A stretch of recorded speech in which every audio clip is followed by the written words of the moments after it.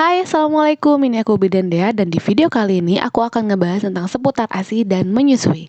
Tapi seperti biasa, sebelum lanjut nonton, jangan lupa untuk like, komen, dan juga subscribe channel ini dan juga share ke seluruh media sosial yang kalian punya supaya channel ini semakin bermanfaat untuk orang banyak.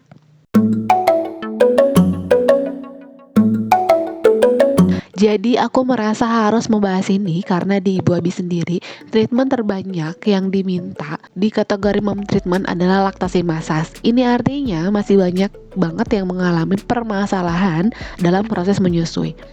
Adapun masalah terbanyak yang kami ditemui di lapangan itu ada dua. Yang pertama, ibu merasa ASI tidak keluar. Yang kedua, payudaranya bengkak. Adapun masalah lainnya, misalnya ada puting tenggelam atau bayinya juga bingung puting karena bayinya sudah diberikan sufor melalui media lain seperti DOT. Dan selanjutnya adalah karena produksi ASInya yang sedikit, biasanya mereka ingin relaksasi atau ingin menyusui kembali setelah sempat berhenti. Itulah masalah-masalah yang sering kami temui di lapangan. Nah, kenapa hal ini bisa terjadi? Apa penyebabnya? Dan harus bagaimana supaya proses menyusui lancar? Yuk kita mulai bahas dulu dari tahapan pembentukan ASI.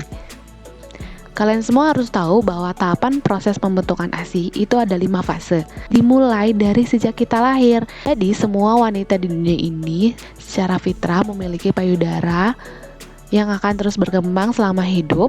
Semakin melunak saat pubertas sebagai tanda bahwa payudara kita siap untuk memproduksi ASI. Kemudian akan terjadi proses laktogenesis 1 di mana ASI mulai diproduksi pada saat kita hamil usia 16 week atau 16 minggu. Proses selanjutnya adalah laktogenesis 2 di mana ASI diproduksi secara besar-besaran setelah plasenta lahir karena ketika plasenta lahir hormon estrogen dan progesteron turun sementara hormon prolaktin naik. Disinilah ASI diproduksi secara besar-besaran. Dan fase terpenting dalam proses pembentukan ASI itu ada di proses laktogenesis 3. Kenapa ini menjadi fase terpenting? Karena laktogenesis 3 ini memiliki syarat. Yang pertama, bayi menyusu harus 1-3 jam sekali atau 8-12 kali sehari. Apabila syarat ini tidak terpenuhi, maka proses pembentukan ASI akan terhambat atau bahkan berhenti. Itulah mengapa pada proses persalinan itu dianjurkan untuk melakukan IMD dan segera menyusui setelah persalinan. Nah, di tahapan berikutnya itu ada involusi atau penyapi, di mana setelah memberikan ASI eksklusif selama 6 bulan, kemudian menyusu selama 2 tahun, maka proses menyusui harus berhenti. Inilah proses menyapi. Ini akan aku bahas di next video ya. Sekarang kita fokus di proses pembentukan ASI, oke?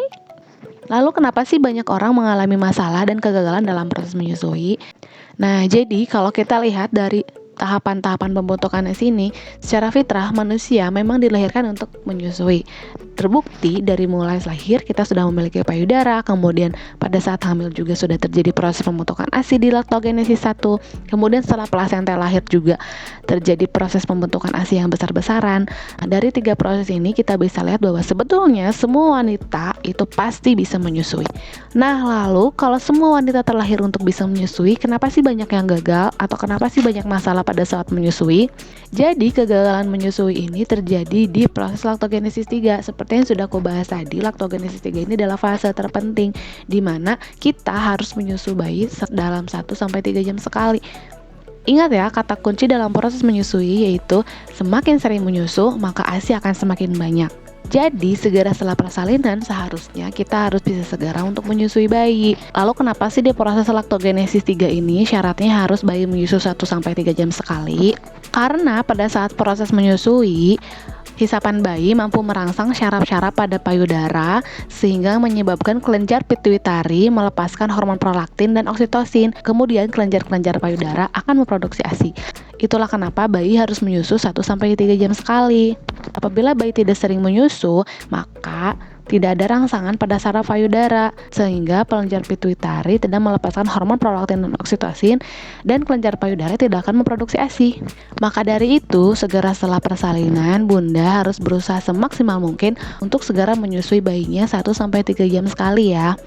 Apabila ada indikasi-indikasi medis yang mengharuskan bunda tidak room in atau tidak dirawat di satu ruangan, atau ada indikasi medis yang menyebabkan bayi tidak bisa langsung menyusu, maka bunda bisa menggantinya dengan pumping. Kalau kalian sudah nonton videoku yang ngebahas tentang koper persalinan, di sana aku ngebahas bahwa kalian harus membawa pumping pada saat persalinan.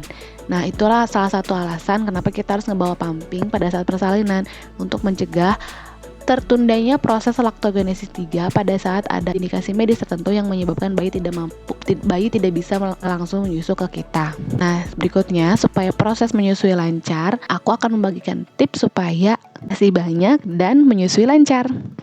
Yang pertama yang harus dilakukan adalah yakin. Ya, bismillah, yakin, percaya bahwa kita semua perempuan ditakdirkan untuk menyusui. Nah, setelah kita yakin, maka kita akan belajar. Setelah belajar dan setelah memahami proses menyusui itu seperti apa, gimana caranya supaya ASI kita lancar, maka kita akan berikhtiar lebih supaya ASI kita banyak. Selanjutnya yaitu makanan gizi seimbang sejak hamil. Jadi perhatikan asupan nutrisi kita sejak hamil ya. Tips berikutnya, kalian bisa mencoba laktasi massas dari usia kehamilan 36 week loh. Nah, kalau kalian treatmentnya di Ibu Abi, selain massage, kita juga akan mengajarkan yang namanya pijat oksitosin. Jadi, kalian semua bisa mencoba melakukan pijat oksitosin ini di rumah supaya memperlancar produksi ASI. Kalau kalian tidak sempat melakukan treatment laktasi massage di usia kehamilan 36 week, maka lakukan laktasi massage segera setelah persalinan atau segera setelah kalian merasa ada masalah pada proses menyusui ya, sehingga proses menyusui tidak akan terhenti lama. Tips selanjutnya adalah beritahu suami dan keluarga terdekat bahwa kita akan memberikan ASI kepada bayi kita. Kenapa sih kita harus ngasih tahu kepada keluarga dan suami?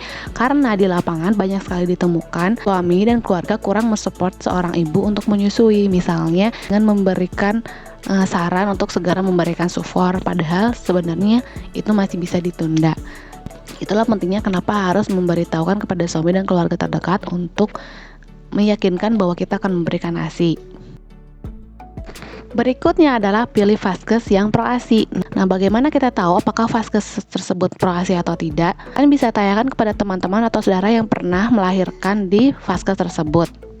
Apakah vaskes tersebut menyediakan pelayanan room in atau rawat gabung antara ibu dan bayi? Apakah nakes di sana memberikan informasi sebanyak-banyaknya mengenai proses ASI dan menyusui? Dan apakah nakes di sana tidak terburu-buru memberikan susu formula?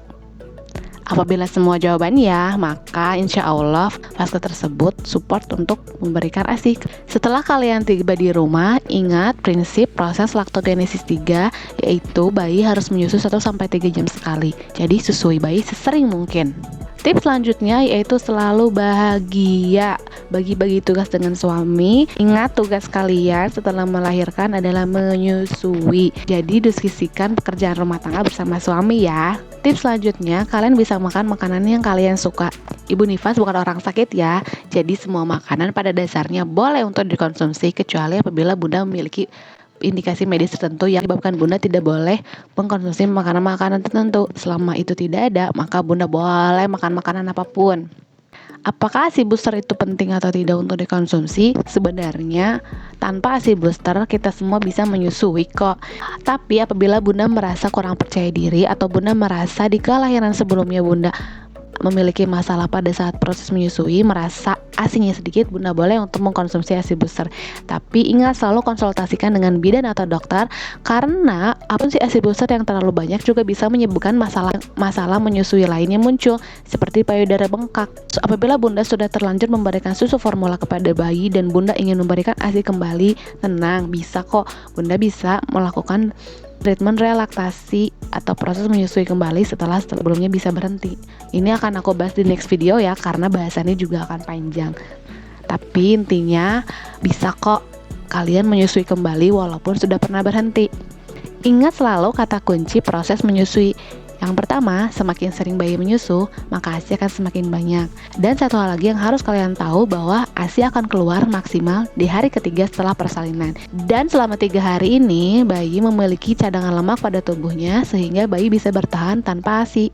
Jadi kalian sebenarnya bisa menunda proses pemberian ASI ya, asal segera lakukan tips-tips yang tadi sudah aku bahas. Tetapi apabila kalian menemukan tanda-tanda dehidrasi pada bayi seperti terdapat warna kemerahan atau pink pada air kencing bayi, maka segera konsultasikan dengan bidan atau dokter sekalian ya.